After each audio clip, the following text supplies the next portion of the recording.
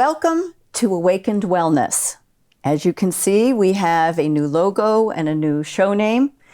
We just would like to invite you into our journey into self-discovery. And with that, I am Jocelyn. I'm Marie.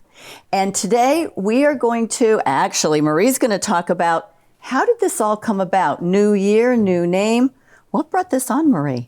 Well, I recently went on a trip. It was in Costa Rica. Ooh. It was a week-long yoga retreat, and it was for Tantric Yoga, which is something that I learned and I've been practicing on a regular basis, but I didn't quite understand the energy piece of it and where it was all going. And then being there for a full week and practicing it day after day and understanding the depth of what the yogis knew and how they used the energy. And they used it to self-heal, but also to become more aware of what's happening in their surroundings and how the universe works and everything else.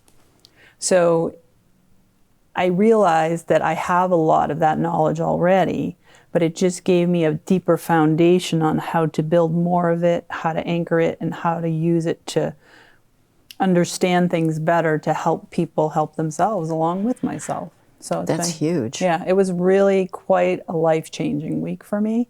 I don't know that a lot of people can say that because I think I was ready to go there and for me, it's always been a struggle to try to describe my work to people because it's so specific to the individual. There's that energy piece, there's that exercise piece, there's that, coaching piece, but there's also that self-healing piece that people can do their own body work. They can, do all these things. So it doesn't make sense in people's minds. And when I got back, I had the epiphany of awakened wellness because we literally look at health and wellness from one perspective, and this is just taking it to a whole nother level. It's keeping the foundation, but it's doing what the yogis did, looking at it from a global perspective or a universal perspective versus just what we know to be true in mainstream. Whoa, that's huge. That is really big and very exciting. Congratulations. It's very exciting for me because I feel like I've played with the name for almost 3 weeks now. And the minute I say it instead of body within, because body within is the part of you that you connect to, everybody seems to connect with waking up how they see wellness because what they're doing right now is not working. When you said the words, I read in the email and we went back and forth a little text, but when I walked in the studio today and you said awakened wellness, immediately I felt a shift. And I knew body within and I knew all of that, but there was this immediate shift to, I know exactly what she's talking about. Yeah. I actually connected to it. Right. Instead of trying to catch up. Right. So today we're going to talk about what awakening wellness means from a healing perspective for each one of us to kind of pick it apart. But first, I think we have some recaps. We do have recaps. Nice. We do have recaps. Okay, so my first recap, someone said to me they had seen the episode when I talked about a microwave, and I said, don't tell yourself that the microwave is destroying your food when you eat it, but yet you put the food in the microwave anyway. And she said, I thought long and hard about that. And she said, I do it all the time, that I know I shouldn't be putting it in there. And then I tell myself what's happening to my food when I put it in there. And she goes, and I do it in all other aspects of my life too, with junk food or whatever. And she goes, why am I telling my body that? Yeah, so she started just becoming more aware of what's going on and how she's doing things and the messages she's given her body. So I thought that was pretty cool. I think that was 2 baby steps forward. Yep. And then the second one, it's one of my regular phone clients, and I think he answered the phone something like it's Pilot Tim. My health is on autopilot, and that's all that I do. All right. And I was like, wow, your health is on autopilot. Explain that to me. And he started to explain. He goes, I go through the motions. I don't think about it. I just do it. I exercise. I do this, but I don't know how much I'm exercising. I don't know if I'm exercising enough of what my body needs. I don't know if my heart rate's, he's going on. And I'm like, wow. So that's an interesting concept. So I think we might do a show on health on autopilot, right? Because we're all on autopilot with the diets too. We're on autopilot with the sleep. We're on autopilot. We just kind of go through the motions, but we don't know the depth of why we're doing what we're doing. A problem presents itself, and we go into autopilot on how to deal with it and fix it But is that the right way? Is that the right answer? Yeah, I there's like so it. I much think that'd be more. a good show. Yep. Then I had another guy say he was in Boston and he was with his wife and he wanted to take a different way home and she didn't want him to, and they argued and argued. And he said, I think I know it. And she goes, just go the normal way. And there was a truck accident. Yeah. And apparently I got my name said quite a few times. Yeah. Yeah, something like Marie said. I think Marie said. No, he's I like, think. I knew it. I knew it. And I'm like, but like we talked about in the last couple of shows, you don't know you're right until You know you're wrong. Yeah. Until that truck's right in front of you. Yeah. Strange, funny. I've been noticing that my awareness of my surroundings, of a thought, I don't know what you want to call it, a thought pops into my head, or a warning or a signal, whatever you want to call it, has been happening quite a bit for the past couple of weeks. And I've been paying attention to them. Okay. So instead of just like, I kind of went, ooh, why did that pop into my head? And then I went, oh, it's a message. Oh, just open your eyes, listen, something. And in every single circumstance where that happened, I made the correct decision to not go that way, slow down, stop at a store, do something else in between, whatever it was. It was a whole different variety of things. And I came to the conclusion that, wow, those are happening for a reason. I'm glad I'm listening. And they weren't earth-shattering, but when you add them all up, I'm hearing what is being said to me. Right. Right. Absolutely. So thank you. Thank you, because you're starting to awaken yourself and listen to your body within. So good for you. All right. Awakened wellness. All right. So the one part of it that happened when I was there, which was kind of, when you're dealing with energy medicine, a lot of people in society now, do you know what ayahuasca is? No, I don't. Okay, there's a lot of people doing ayahuasca trips. Okay. So you go like to Peru or whatever and you find a shaman and there's this drink that you drink and it brings you into this really deep comatose state where you see things and experience the energy at a different level and you're supposedly in other dimensions and things like that. You get really high. Okay. So Kundalini Yoga can do that for you as well. Along with Wim Hof breathing. There's a lot of energy techniques out there that bring you to a higher level of spirituality, supposedly. The problem with that is it's a mind, body, spirit approach when you're healing. So if you're only doing that part, you're way out of balance, and then you're getting bad energies in your space and all kinds of bad things are happening. Okay. So what was interesting to me is I struggle with my clients doing some of the similar things that they keep opening up the energy, but they're not doing the self-work. So they start hitting more chaos is what happens. Well, he's decided to stop doing Kundalini Yoga for that reason. This is a global teacher. Oh. Because people are so focused on the high, just like the high in exercise, just like the high, that we're totally out of control in society from our healing perspectives. Yeah, which blew me away, which made me feel a little bit more peaceful inside because of what I was experiencing. But it's also, and he said what's happening is people are trying to raise their vibration all the time without learning. So they're not being kind anymore. They're being judgmental.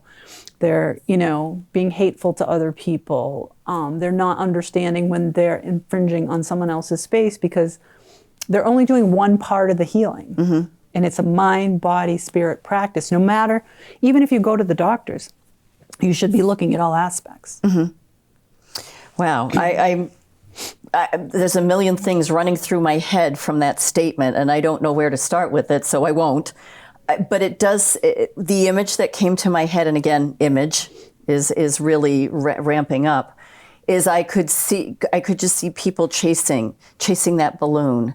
Chasing Everybody that does. one thing. Everybody instead does. of standing back and saying, which way is the wind blowing? Am I going downhill? Am I going uphill? What is everything around that decision making? So, wow. And so he's not doing that anymore? Because was it, so I'm feeling that,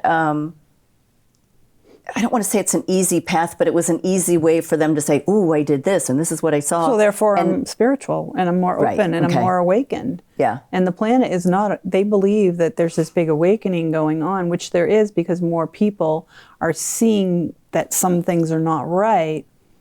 But when you're judging and not just sitting in it and trying to figure it out, you're not awakened. Mm-hmm. You think you're higher than someone else, and you believe you're more right than they are. Mm-hmm. Which is the problem to begin with. But who knows who's completely right? You got to take each situation and break it down. There isn't this global right. Right. There's not a global answer either. Because everybody thinks differently. Mm-hmm. Okay. So let's get down to physical, emotional, spiritual. Okay. So what we're going to do is we're going to start with the physical piece. I'm going to take notes. Okay.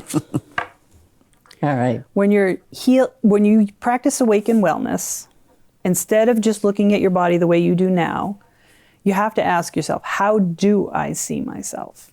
How do you see your body? How do you see your choices bringing you to how you're going to age?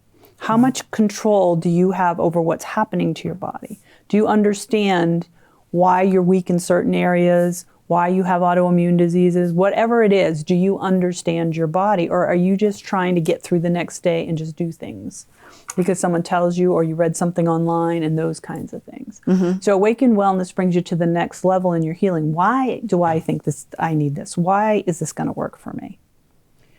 So you have to ask yourself, because I was talking to a functional medicine doctor recently, and their big frustration is there's so many 50-somethings, and I've talked about it in here on the macrobiotic diet and everything else, that they're going in looking for hormone therapy because their hormones are all whacked.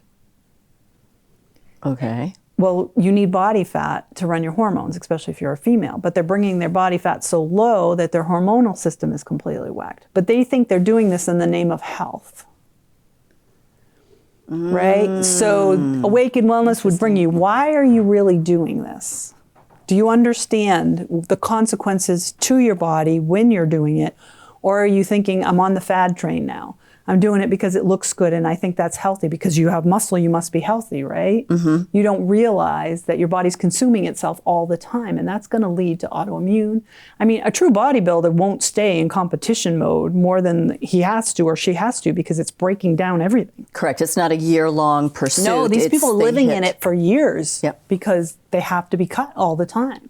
So awakened wellness brings you to the next level, so you can actually, because your mind thinks this is healthy.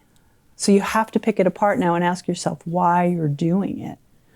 You know, I had an instance where someone was on a health kick, and I'm like, wow, you're really doing good. Yeah, I got to go for my blood work for my yearly physical. Because they don't want the bad numbers. So they're only thinking about numbers. They're not thinking about, well, what happens when the other 3 years before you went for your blood work? What were you doing, and what consequences does that have that now you just don't want to get those bad numbers, so therefore everything must be okay? Awaken wellness, you're going to start practicing going, well, I can't just do it when I go for my blood work. Yeah, I need to think about that as a lifelong. Why is the blood work really there? What is it helping me understand? Because like the autopilot guy, we're just doing things, but we're not really understanding and the if, depth. And if things are balanced and things are going well for you and you're healthy, why would you throw that roadblock in the way just because? I think it's just the way we look at things. I don't think people are intentionally doing it. Mm-hmm. I think it's just because that's how we see life. Okay. You just got to get those good numbers. As long as you get those good numbers, you're okay. Wow. You know, okay. It was funny. I was at the gym the other day with my grandson, and he's 16 now, and we were working out together, and I have him teach me some upper body stuff and stuff. And we were doing a seated row, which is like this. And I had 70 pounds on it. And I had done, and he did 70 pounds.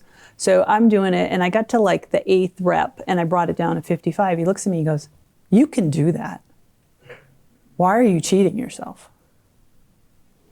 And I looked at him and I said, I'm not cheating myself. He goes, Grammy, you can lift that. I said, but I don't want to bulk up my arms. I've been doing a lot of yoga, and I'm still trying to heal my paralyzed muscle. I said, so for me to push it, I'm going to create inflammation. So yeah, I'll be stronger because I am strong already, but I don't want to go there. And he's just looking at him and he goes, fine. But it was an awakened moment for me to realize, you know, he's on that path now where he's 16. Everything's got to be bulkier and heavier and bulkier. And he's trying to play basketball and it's slowing him down because he needs to be leaner and faster. So, but he's reading all these magazines that want to make him. Need to be so strong. What is his goals and what is he looking to achieve? Because it's really hard because everybody's in there doing something because they don't completely know why. I'm not saying everybody. Some people know why. But there's a majority of them that don't.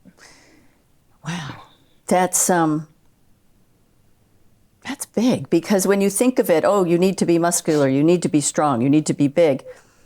But you, as you pointed out, but that's not necessarily correct for basketball. And it immediately made me think of when I was teaching ballet, that the bigger muscle is not too dense. It's not flexible. It's not flexible. It's not. If you want to be agile, you're going to about. start snapping ligaments and stuff if you're not careful. Correct. So it's all about what are your goals versus what did you read and what do you think you're doing? Do you know your reasons for doing it? And that's the physical part. So you truly understand yourself and you can make better healthcare choices. And just once you know why you're doing something, then you can make a plan. But you can't be on autopilot all the time, just read something and go for it. You just can't. Because it's always going to add up. And we did that show. It all adds up. It all adds up. It's going to add up. And when you're reading it from a magazine or getting it from a TV show, that's that person's perspective or where where they're coming from. And it may not necessarily be yours. So we need to stand back and, like you said, make a plan. Ask yourself, what are your goals? What is the reason? What is it you're trying to attain? And does it hurt, per se, when you're doing it? What are you sacrificing or what are you re-injuring? Right. Okay, so now the emotional piece. Okay. So when you're healing from emotion, when you're doing your whole body, mind, spirit, what role does your emotions play in it? So right now we're going through New Year's resolutions. If you're not focused completely on why your New Year's resolution means something to you, because right now I got to schedule my spin class time because everybody's in the gym, but nobody will be there in a month, and you don't really understand your goals and you're just doing it because it's a New Year's resolution, you're going to fail. And right now, if you look at the TV right now, there's I saw an ad for Pop-Tarts, I saw an ad for Payday bars, I saw an ad for Ozempic, I saw a bunch of gym ads. So they know they're going to lose business in the fast food industry, so they're doubling down. The diet industry is doubling down. The fitness industry is doubling down. So you're a victim because you don't have a set goal. Gotcha. And you don't have a set understanding of what you want. So now you're going, oh, I want this. Oh, I'm going to go here. Oh, this is too overwhelming. I can't do anything. Right. So the more you know yourself, that emotional piece is going to play less of a role in your decision making because the emotions are all over the place. You got to be solid in who you are and know what you want. And if you're solid in who you are, then there's less chance for failure. You're going to be more consistent in what you choose to do because you know yourself and you know what you need and you have a plan and you're not going to waver. And it's not a failure to change and adjust what you're doing. And I think we're all afraid of if you don't do that exactly that way, that's a failure. And it's not. You're simply changing to accommodate your body and what you actually need. I mean, I had somebody come in, they're fed up with their health habits, everything else. They want to do a New Year's resolution, and I'm like, okay. Yeah. Within an hour, they had already broke it because they didn't have a plan. And they didn't know why they were doing it. They just were fed up. They felt like garbage. They knew they were trashing their body and they knew they needed to get better. But why do you feel like garbage? Why don't you want to feel like garbage? You need to ask yourself those things. Because just because you feel like garbage, the minute you feel well, you're going to go off. If you don't have a long-term plan. Gotcha. You're just going to do it. Good point. You're just going to do it. Plan. And we don't often think that way, long-term plan. You're exactly, or you may have a long-term plan and you're feeling better, so, well, I don't need it anymore. Right. Then you have to look at your emotional state on why you do the things you do. So if you're somebody that had a lot of traumas, you're going to be less likely to try new things. So you got to ask yourself, why am I less likely to try new things? And how do I push past that discomfort? If you're somebody who'd been pampered most of your life, you're not going to do new things. It's too hard. You don't want to learn how to cook. You don't want a meal plan. You want to sit down and have someone else do it for you. So you got to override that in yourself. Nobody else can do that. Correct. Nobody else can do that. So you got to get to know yourself, your emotions, what makes you tick, so you can know how to make the changes that you need to make, because you have to protect yourself from yourself. That's what I call it. I like that. Protect yourself from yourself. Absolutely. Know where your weaknesses are. Some people hire somebody to do certain things for them because they know they're never going to get to them, and that's the big weakness, and they don't want to spend the time and energy. Then they spend energy doing on other things. Just learn about yourself. That's awakened wellness. Why is your wellness failing? Because you're not present, pretty much. Okay, and the last one is the spiritual part of you. First, you got to define what spirituality means to you, because it can mean religion, Buddhism, just being awakened. It could mean you're a vegan. It could mean you wear hemp clothes and drive a Subaru. What does spirituality mean to you? Because that is a hot word. Yes, it is. It's a hot word. Source. Yeah. It's another hot word. So you've got to decide, what does that mean to you in your awakened practice? And then from there, does it affect your physical and emotional choices? Right? Because spirituality can affect those. If you belong to certain religious places, you don't get to do yoga or meditation. So is that affecting your health or not?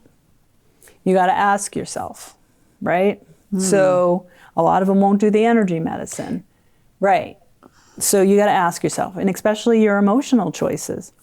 Does it affect what you believe is possible?